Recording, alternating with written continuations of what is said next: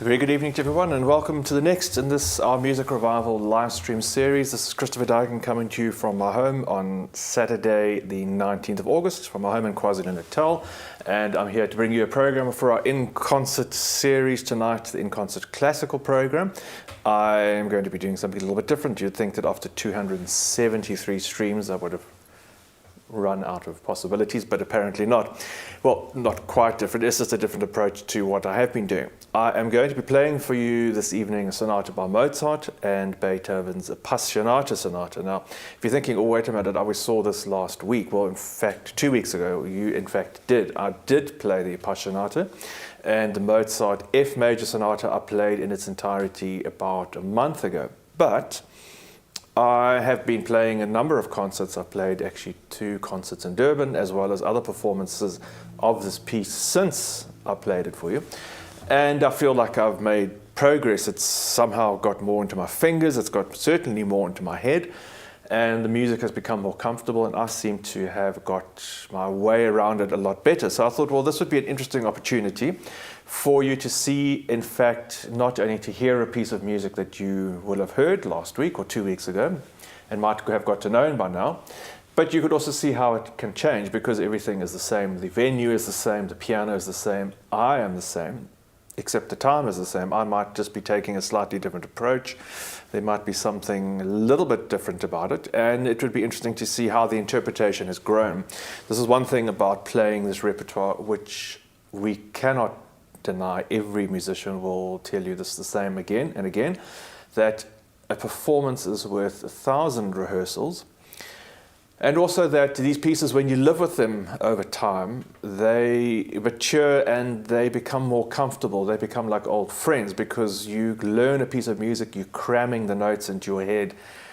That first performance is always terrifying, but after the second, third, fourth, after the 5-year, after the 10-year, after the 20-year mark, coming back to these pieces and revisiting them and understanding more, it is always a very gratifying and a very positive experience, I feel, and I think everyone will agree who performs music like this, that time living with a piece, nothing can replace that. So I am going to play these pieces for you again, and I hope you are going to enjoy this. I'm going to give you very small introductions. The Mozart Sonata, this is then the Mozart Sonata Case 332 in F major, one of Mozart's most sunniest, happiest pieces. The first movement, just a string of beautiful melodies, one after another. You think Mozart comes up with a great idea, then another great idea, then another great idea, and he strings these all together quite seamlessly in quite a remarkable way, with a sense of drama, a sense of theatre, a little sense of darkness here and there, but throughout a beautiful, serene lyricism. The second movement, wonderfully simple adagio, very lyrical, slow movement of the utmost simple design, leads then into the third movement, which is very brilliant, lots of cascading runs and scales up and down the piano, reminding us once again that Mozart was in fact renowned as a virtuoso pianist in his own day, not only as a composer. And so there's something of that concertante, that brilliant public style of impressing an audience, of delighting them with passages of virtuosity and brilliance and exuberant ingenuity to delight and excite you, the listener.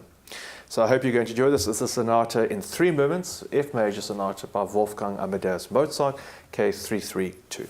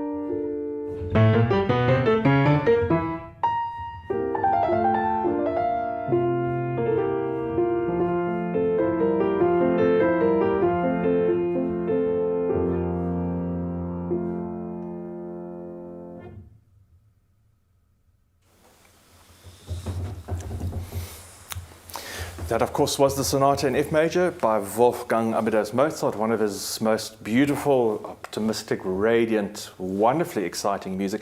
And through all that excitement of the last movement, just such a surprise that he ends off that last movement so cleverly and charmingly on the quietest moment and not the most dramatic moment, which is something that another composer not much after him by the name of Ludwig van Beethoven would have done. In fact, what you're about to see, Beethoven always makes his point, not once, not twice, but about 10 times, and then demands that everyone listens to it as he pounds the final statement home into submission.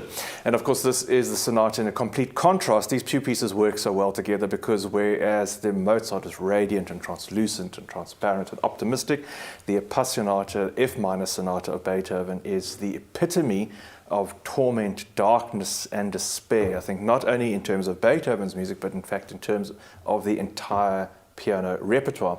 What is extraordinary about this piece and why this piece of music is so powerful is that it really does represent a pinnacle, a kind of pivot point between the ultimate concepts of what classical music in the 18th century, we talk about the classic period, 18th century ideals represent in terms of design and structure, and the 19th century ideals, romantic period, in terms of emotion and a freedom of expression.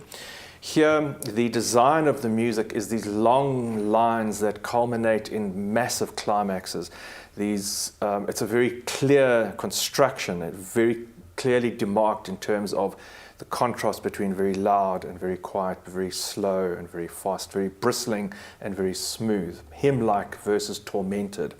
And these lines are very clearly marked, yet the freedom, the expression which with Beethoven fills those lines and pencils them in, paints them and colors them in, is done with the utmost ferocity and the utmost brilliance, the brightest of colors, the strongest of lines, the darkest of emotions. So it's this idea of 19th century music being romantic and being freedom of expression and a sense of emotion, Appassionata as Beethoven calls it, but conceptualized and brought to us in the tightest and most precise construction, and kind of the architecture of the piece is so clear and so clean. There's no doubting as to what Beethoven intended and to the effect and the impact of the music.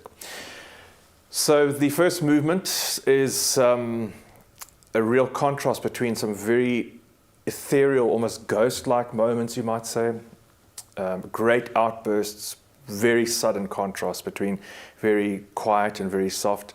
And then this beautiful hymn-like theme which wavers up and down the piano, contrasted with the very driven themes of the second subject. The middle period, the middle section, the middle movement of the sonata at least is ultimate contrast in terms of a very static, to start with, hymn-like, the ultimate, very, very staid and a very clean sound, a very quiet and gentle sound of a hymn, which is then transformed as it develops into this billowing atmosphere, rising up and up in terms of its intensity before it descends back into the darkness again, and then at a very unusual twist, at the quietest moment, by surprise, you find yourself directly in the third movement, which is this relentless torment of the theme being repeated again and again and again. And the music just does not stop. The tormented nature does not stop throughout the third movement until Beethoven revs things up a gear and makes it go faster and faster and louder and more brilliant and more assertive until it really comes to a very decisive and very impactful final moment. So it's a very powerful piece. It's a very strong piece. It really is a piece of music that is very difficult to play, not only because of its technical challenges, but the intensity of emotion is so difficult to control in those moments. Those moments are so strong and so powerful that it is very challenging to actually control them, not let go of it, to be able to really speak and play with such force and such direct nature in one second, and then with such sensitivity and contrast in the next. Those peaks up and down are very difficult to manage and maintain in the moment. But of course, that is the impact of the music, and that is the impact of why it has such great impact on the listener. So this is the sonata again, and for those of you just joining me, I am playing these two pieces. I did play this about 2 weeks ago in our in-concert session, but I've given several performances of it since, and I think it's a great opportunity to bring this to you again and see how the interpretation might change, or how even in the moment the performance might change from 1 week to another.